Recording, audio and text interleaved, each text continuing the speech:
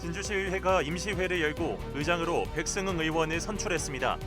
민주당은 의장 선거 과정에서 일부 국민의힘 의원이 투표용지를 펼쳐 보였다며 비밀투표 위반을 제기해 의사일정이 잠시 중단되는 소동이 벌어졌습니다.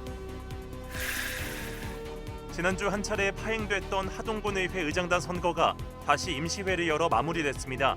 하지만 국민의힘 의원 5명이 출석하지 않아 정족수를 가까스로 채워 진행되면서 의회 갈등은 여전해 보입니다.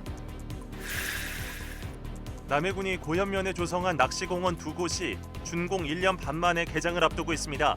여러 논란 속에 군 직영으로 운영되는데 주민들은 사업성에 대해서 여전히 회의적입니다. 지리산에 위치한 산청 예치마을에 103m 길이의 출렁다리가 생겼습니다. 친환경 현수교로 건설돼 지리산 관광 활성화에 도움이 될 전망입니다. 진주대첩의 영웅 김시민 장군의 호국 정신을 계승하고 알리기 위한 활동이 본격 추진됩니다. 김길수 진주문화원장으로부터 앞으로의 사업 방안에 대해 들어봤습니다. 시청자 여러분 안녕하십니까? SCS 뉴스인타임 시작합니다. 진주시의회가 이를 후반기 원구성을 위한 본격적인 일정에 돌입했습니다. 그런데 의장 선거 과정에서 일부 의원들의 기표 내용이 다른 동료 의원들에게 노출됐다는 논란이 불거졌는데요. 부의장 선거의 경우 과반 득표자가 없어 3차례 투표 끝에 최종 결정됐습니다. 보도에 하준 기자입니다. 남은 2년을 이끌어갈 후반기 원구성 일정에 들어간 제9대 진주시의회. 임시회 첫날 의장과 부의장 선거가 치러졌습니다. 먼저 의장 선거엔 더불어민주당 서정인 의원과 국민의힘 백승흥 의원이 출사표를 던졌습니다. 투표 결과 백승흥 의원이 총 22표 가운데 14표를 얻어 신임 의장에 선출됐습니다. 시민들이 인정하는 일 잘하는 의회를 만들기 위해 의원님들의 정책 개발을 적극 지원하겠습니다. 전문성 개발을 위하여 맞춤형 의원 연수를. 하지만 부의장 선거를 앞두고 국민의힘과 더불어민주당 의원들 간 마찰이 발생했습니다. 민주당 소속 의원들이 일부 투표자들이 간표위원회에게 투표지를 펼쳐 보였다며 비밀투표 위반을 제기한 겁니다. 간표위원이 어떠한 발언이나 메시지를 우리 당 의원께 드릴 수 없어서 그랬던 것이고 이것은 따로 법적 절차를 따져봐야 된다고 생각합니다. 만약에 그대로 진행을 한다면 이것은 앞으로 있을 후반기 9대 의회가 잘 굴러갈 수 없음을. 국민의힘 의원들은 비밀투표를 위반한 객관적 증거가 없는 상황에서 선거 진행을 방해해선 안 된다며 맞섰습니다. 투표를 방해했던 명백한 행위들이 있는 상황이 아닌 상황에서 추측과 어떠한 이야기로서 이 투표 자체를 무효화한다든지 이랬을 때는 정당화를 찾을 수 없다 생각합니다.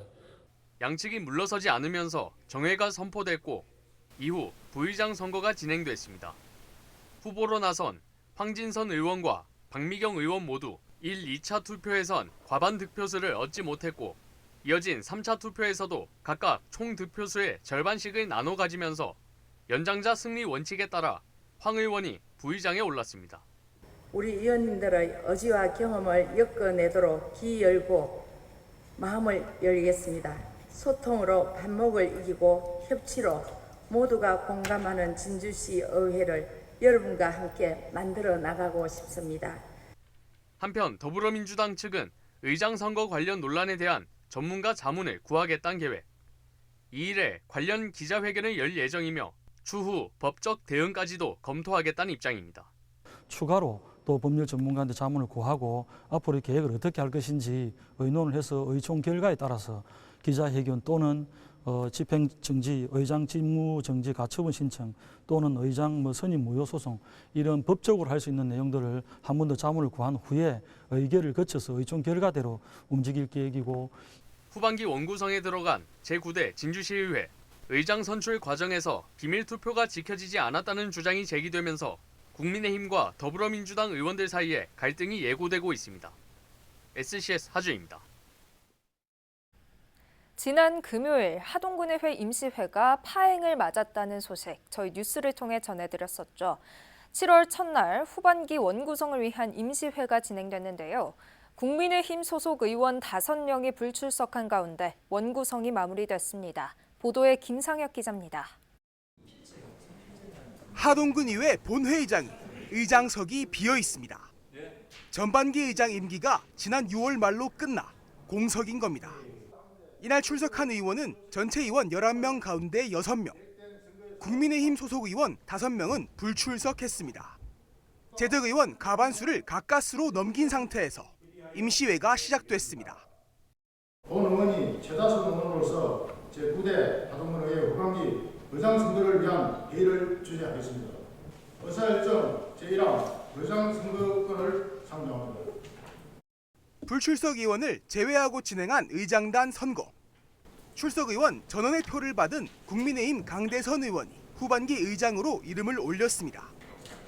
지금 하동군에 산적해 있는 여러 가지 문제점들이 많습니다. 그 누구보다 하동군 의회 11분의 의원께서는 그 부분을 각별히 신경을 곤두세우고 있습니다. 부의장에는 더불어민주당 정영섭 의원이 선출됐습니다. 전반기와 달리 상임위원장은 민주당이 더 가져갔습니다. 기획행정위원장에는 국민의힘 하인호 의원이, 산업건설위원장에는 더불어민주당 김혜수 의원이, 또 의회 운영위원장에는 더불어민주당 최민경 의원이 각각 이름을 올렸습니다. 의장과 부의장, 상임위원장까지 합쳐 5자리가 국힘 2석, 민주당 3석으로 나뉜 겁니다. 전반기 의장단과 상임위원장을 국힘이 독식했던 것과 비교하면 완전히 바뀐 양상. 의회의 행정 견제 기능이 보다 강화될 것으로 기대를 모으고 있습니다. 강대선 신임 의장은 의장단 선거가 의견 차이로 불미스러운 일이 있었지만 빠른 시일 내 의회를 정상화하겠다는 의지를 밝혔습니다. 의장 선거로 인해서 휴증이 남는 부분도 사실입니다. 하루속히 그런 부분에 있어서는 제가 최선을 다해서 여러 의원님을 찾아뵙고 다가가서 국민의힘 소속 의원 다수가 불출석한 가운데 마무리된 하동군의회 후반기 의장단 선거. 앞으로 2년 임기 동안 하동군의회 내부의 갈등을 바로잡고 국민을 위한 정치를 보여줄 수 있을지 기대가 모아집니다. SCS 김상엽입니다. 사천시의회가 후반기 의장 후보를 접수한 결과 3명이 등록했습니다. 등록 후보는 윤영근 의원과 김규환 의원, 전재석 의원으로 모두 국민의힘 소속입니다. 사천시의회는 2일 오전 10시 임시회를 열고 투표를 통해 의장과 부의장을 선출할 예정입니다. 한편 사천시 의원은 모두 12명이며 국민의힘 9명, 더불어민주당 3명입니다. 사천을 평일 야간과 휴일에도 진료하는 소아 전문병원이 7월 1일부터 운영에 들어갔습니다.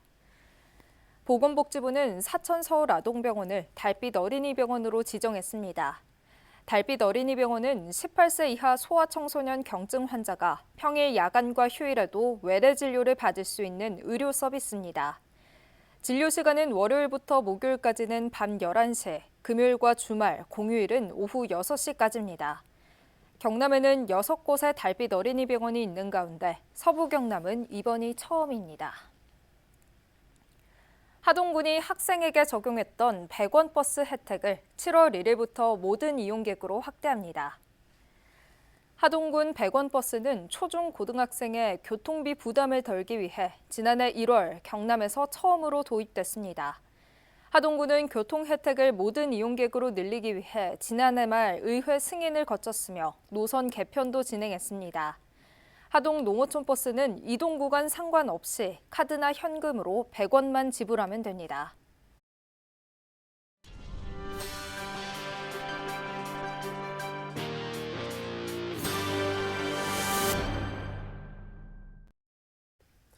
완공된 지 1년 넘게 방치되어 온 남해군 해양낚시공원이 해양낚시 레저공원으로 이름을 바꾸고 다음 달 운영에 들어갑니다. 남해군은 당초 어촌계 위탁 검토해서 직영으로 운영한다는 계획입니다.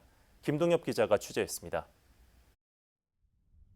바다에 설치된 해상 낚시터 2곳. 어구는 여기저기에 널브러져 있습니다. 기울어진 간이 화장실은 불안해 보일 정도입니다. 2022년 말 남해 고연면 갈화리와 화전지선에 완공된 해양 낚시공원입니다. 국비와 도비, 군비까지 50억 원이 넘는 예산이 투입됐습니다. 낚시객을 늘리기 위한 목적으로 사업 검토를 시작한 지 10년 가까이 걸려 완공됐습니다. 하지만 준공된 지 1년 반이 흐르도록 문을 열지 못했습니다. 운영 주체와 방법을 정하지 못한 겁니다. 당초 어촌계가 위탁 운영하기로 했지만 사업성이 떨어진다는 지적이 나왔습니다. 여기에 어장을 넘나드는 선박이 낚시공원과의 가두리 그물과 간섭이 있을 수 있다는 지적도 나왔습니다. 낚시공원의 수심이 간조시 1.5m 안팎에 불과해 바지선 위치가 잘못됐다는 지적도 나옵니다. 남해해양 낚시 레저공원에 나와 있습니다. 50억 원이 넘는 예산이 투입됐지만 수심이 얕고 가두리장 설치 시 배가 드나들기 힘든 구조로 되어 있어 실질적인 낚시 활동은 어려울 것으로 예상됩니다. 바지선을 옮긴다면 2천만 원가량 예산이 더 들어가야 하는 상황입니다. 어민들은 환경과 사업성을 고려하지 않았다며 사업에 회의적입니다. 사업 수에서 하는 것도 힘들지 싶은데요. 제가 볼 때는 그게 사업 자체가 어렵지 싶습니다. 제가 판단하고 있거든요. 수입은 아예 안 되길 보고 있습니다. 남해군은 사업성을 높이기 위해 새우 낚시와 통발 체험, 카약과 해상 범퍼보트 등 체험 프로그램을 다양화하기로 했습니다. 운영은 사업 안정화를 위해 우선 2년간 군 직영으로 한다는 방침입니다. 새우 체험 그리고 통발 체험 등을 해서 사계절 방문할 수 있는 컨텐츠를 만들어 보기 위해서 다양한 방법으로 저희가 구상을 지금 하고 있는 상황입니다. 낚시공원 시설물의 완벽한 하자 보수를 마칠 예정이고 그 시설을 토대로 해서 해양 레저 체험 프로그램을 할 수 있는 오는 8월 시범 운영을 앞둔 남해 해양 낚시 레저공원.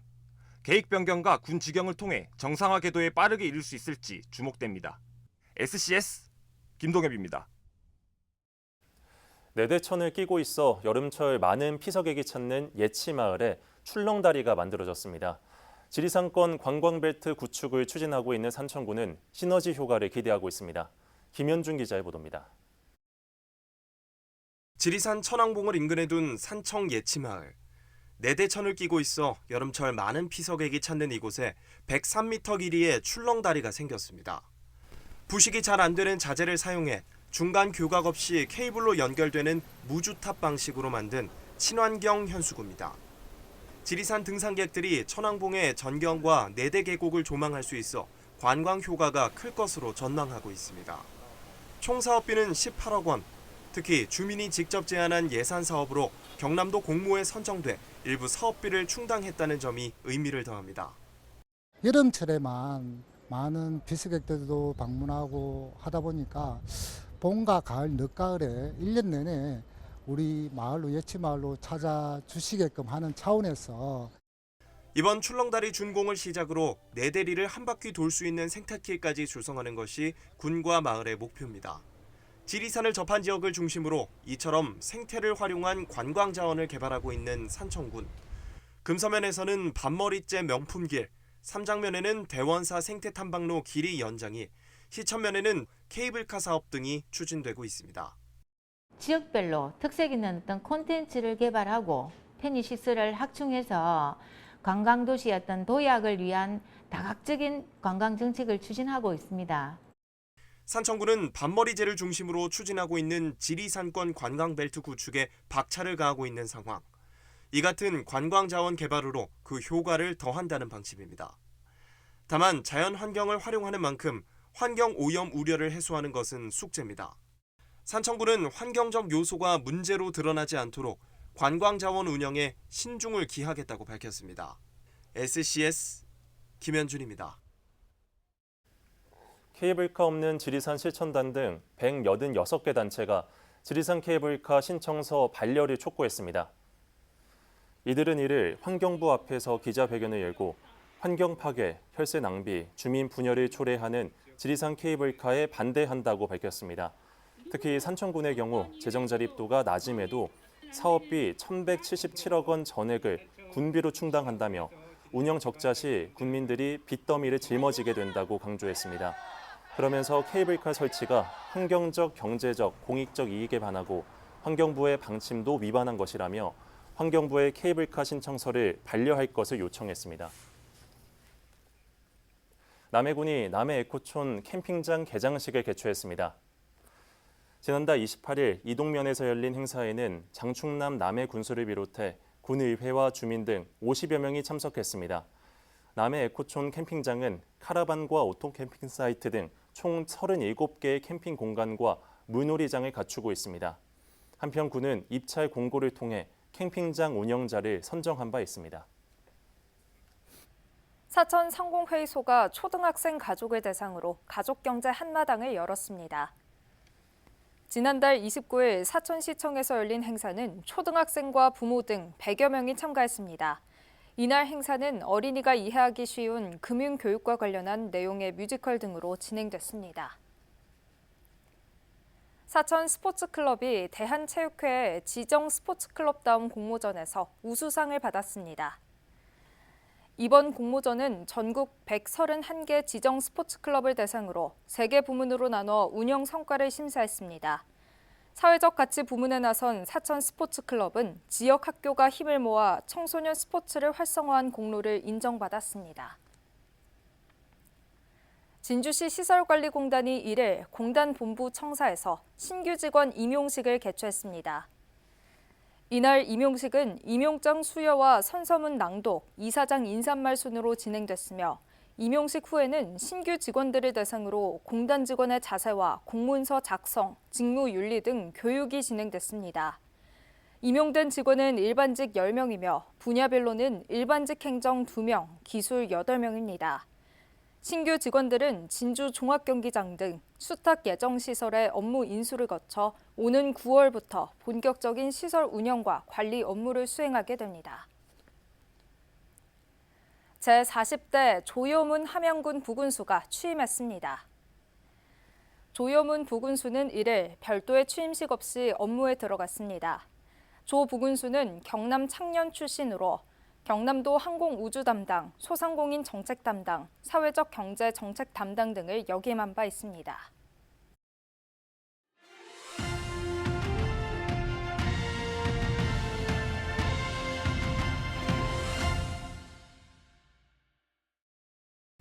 임진왜란 3대 대첩 중 하나인 진주대첩. 진주대첩하면 빼놓을 수 없는 게 충무공 김시민 장군입니다. 이 김시민 장군의 호국 정신을 널리 알리고 계승하기 위해 지역 문화원들이 손을 맞잡았다고 하는데요. 김길수 진주문화원장과 함께 얘기 나눠보겠습니다. 안녕하십니까? 예, 반갑습니다. 네, 반갑습니다. 예. 이미 많은 분들이 알고 계시겠지만 김시민 장군의 업적에 대해 먼저 소개 부탁드립니다. 네, 그 충무공 그 김시민 장군은 인민회란 당시에 진주성 전투에서 3,800여 명의 병력으로 2만여 명의 외적들을 물리쳐서 왜구들이 호남 진출을 막고 왜군들의 보급에 직격탄을 입힌 임진왜란 3대첩 중 하나이고 육전의 최초의 승리인 진주성 대첩의 영웅이십니다. 예. 그래서 만약 충무공 김시민 장군의 진주성 대첩이 없었다면 바다의 충무공 이순신 장군의 연전연성 해전에서의 활약도 많은 제약을 받았을 것이라고 여겨집니다. 네, 일단 말씀을 들어보니 왜 김시민 장군에게 충무공이라는 시호가 붙게 됐는지 알 것 같습니다. 예. 그렇다면 장군의 삶을 통해 우리가 본받고 이어나갈 것은 무엇이라고 또 보실까요? 예, 그 참 좋은 말씀인데 조선이 그 1910년에 군력의 한일합병이 됩니다. 예. 36년 동안 노예생활을 하게 되는데 만약에 임진왜란 시 1592년 진주성 전투에서 우리가 패했다면은 그때 이미 조선은 일본의 손아귀 아래 들어갔을 것이라는 것이 자명한 사실입니다. 예. 그러나 충무공 김시민 장군의 호국 충결 정신의 발로로 진주성 전투에서 대첩을 거두어 전쟁의 판도를 우리 쪽으로 바꿨습니다. 네. 그래서 따라서 충무공 김시민 장군의 애국 애양 정신을 이어받아 21세기 격변하는 국제 정세 속에서 서해 유승용 선생님의 징비록에 보면은 유비무환이라는 말이 있습니다. 이 정신에 따라서 자주국방의 기치를 남북 통일을 이루는데 온 국민의 결의를 모아야 되겠습니다. 네, 그렇군요. 그러면 김시민 장군과 그의 호국 충절의 정신을 계승하고 알리기 위한 사업들이 추진되고 있는데요. 특히 김시민 장군과 관련 있는 타 지역 문화원들과 함께하고 계시는 거죠?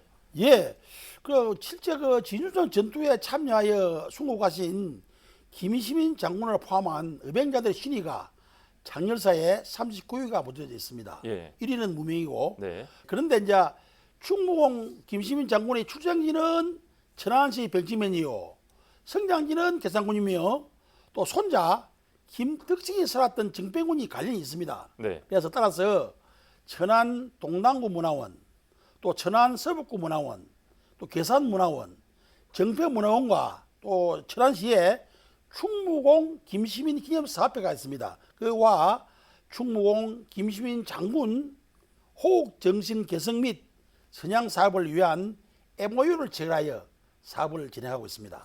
네, 그렇군요. 예. 그렇다면 구체적으로 어떤 사업들을 추진하고 있는 겁니까? 첫째, 충무공 김시민 장군이 순국하신 우리 진주의 진주문화원에서는 대원군대 회철된 중민사 복원을 갖다가 맨 우선으로 삼고 있습니다. 네. 아직까지 복원이 되기 전까지, 복원되기 전에 지금 장렬사에서 진행하고 있는 향사를 국가 재앙으로 승격하는 것입니다. 예. 또 셋째는 더 충무공 김시민 기념사업회가 추진하고 있는 것이 뭐냐면은 그 유어지 복원 사업입니다. 네. 유어지 복원 사업 및 선양 사업 등 그래서 이제 그런 것들에 우리가 함께 힘을 모는 것인데 작년에 공동으로 국회 도서관에서 학술 대회를 개최하였습니다. 네. 그리고 또 넷째는 아주 중요한 사실입니다. 어떤 건가요? 예, 진주문화원은 이번에 충계 문화 탐방 행사를 김시민 장군의 호국 충주의 정신 개성 및 선양 사업의 일환으로 1,000여 명의 회원들이 참가하여 김시민 장군의 유어지 또 중민사와 묘소 등을 둘러보고 참배를 했습니다. 그래서 앞으로 우리 5개 문화원과 김시민 기념사업회와 합심해서 육지의 영웅 김시민 장군을 바다의 영웅 이수진 장군의 추앙에 못지않게 평가를 받을 수 있도록 최선을 다하겠습니다. 네, 말씀 잘 들었습니다. 김시민 장군의 업적과 충절의 정신이 널리 알려지는데 앞으로도 많은 역할을 해주시기 바랍니다. 오늘 출연 감사합니다. 네, 고맙습니다.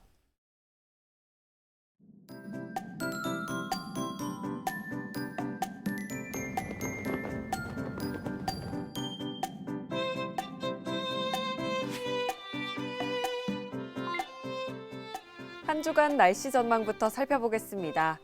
서부 경남 지역에 이번 주 내내 장마가 예보돼 있는데요. 곳에 따라 비가 내렸다 그쳤다를 반복하겠고 강하고 많은 비가 내리는 곳도 있겠습니다. 비가 내리는 지역에서는 가시거리가 급격히 짧아지고 도로가 미끄러운 곳이 있어서 교통 안전에 각별히 유의하셔야겠습니다. 또 한낮에 높은 기온도 계속돼 후덥지근한 날씨가 불쾌감을 높일 수 있으니 적절한 냉방으로 쾌적한 온도 유지해 주시기 바랍니다. 이어서 자세한 지역별 날씨 살펴보겠습니다. 화요일 서부 경남 지역 대체로 흐리고 비가 오겠는데요. 아침 최저 기온은 진주 22도, 함양 23도로 출발해 한낮에는 26도에서 28도 분포 보이겠습니다. 전국적으로도 대체로 흐린 가운데 가끔씩 비가 내리겠습니다. 아침 최저 기온은 세종 22도, 광주 23도로 출발하겠고 서울의 한낮 최고 기온은 26도 예상됩니다. 남해 동부 앞바다도 종일 비가 오겠습니다. 물결은 높게 일겠고 바람도 강하게 불겠습니다. 풍랑주의보가 발효될 가능성도 있으니 해상 안전에 각별히 유의하시고 최신 기상 정보를 잘 확인하시기 바랍니다. 이어서 삼천포 기준 조석표 살펴보겠습니다. 물때는 내물, 만조 시각은 저녁 6시 35분, 간조 시각은 오전 11시 49분 예상됩니다. 사천공항 날씨 정보입니다. 화요일 오전 9시 기준 비 소식이 있는데요. 당분간 기상 상황으로 비행 일정에 변동이 있을 수 있으니 사전에 확인 잘 해주셔야겠습니다.